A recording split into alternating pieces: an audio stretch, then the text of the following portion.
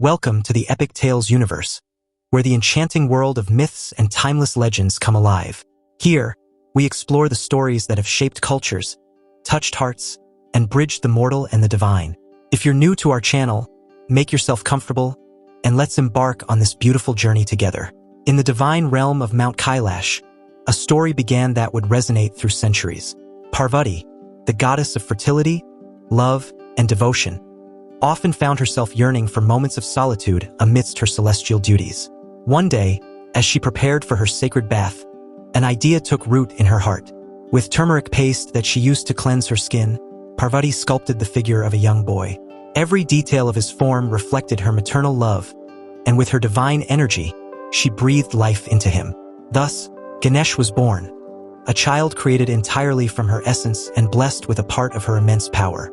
Ganesh was not just a child to Parvati.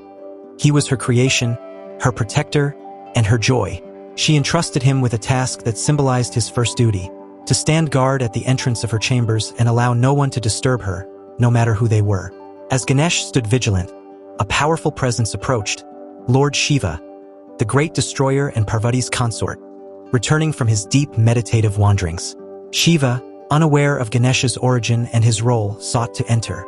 Ganesh, firm in his devotion to his mother's command, stood his ground, refusing Shiva entry. Surprised and affronted by the boy's audacity, Shiva demanded passage. Ganesh, unwavering and respectful yet resolute, denied him. What began as a misunderstanding quickly escalated. Lord Shiva, known for his immense power and fiery temper, clashed with the boy.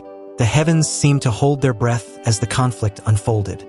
Despite his divine strength, Ganesh was a formidable opponent, displaying extraordinary valor and skill. However, the encounter reached a tragic climax. In a moment of overwhelming force, Shiva, wielding his trident, struck Ganesh down. The silence that followed was deafening. Parvati emerged, only to find her beloved creation lifeless on the ground. Her grief and fury knew no bounds. The celestial realms quaked under the weight of her sorrow, and her wrath threatened to unravel the balance of the universe. The gods, alarmed by her despair, gathered to console her and find a way to make amends. Shiva, deeply remorseful upon learning the truth about Ganesh's identity, vowed to bring him back to life. He sent his followers to search the earth for a solution. They were instructed to bring the head of the first being they encountered that was lying with its head facing north, a direction considered auspicious. Their search led them to a noble elephant, whose head was offered with reverence to fulfill this divine purpose. The elephant's head was placed upon Ganesh's lifeless body, and with Shiva's blessings, life surged back into him. Parvati's joy was boundless as she embraced her child once more.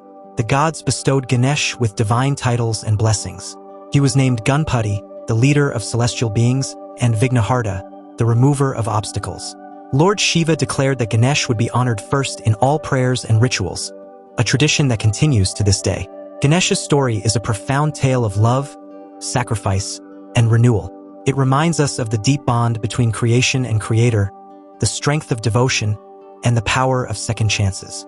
Celebrations of Ganesh, such as Ganesh Chaturthi, bring people together in unity and reverence, as they honor the god of beginnings, wisdom, and prosperity.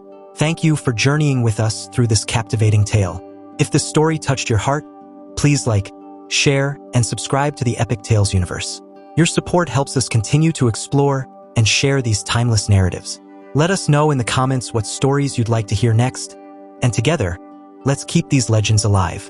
Until next time, may your path always be filled with wisdom and joy.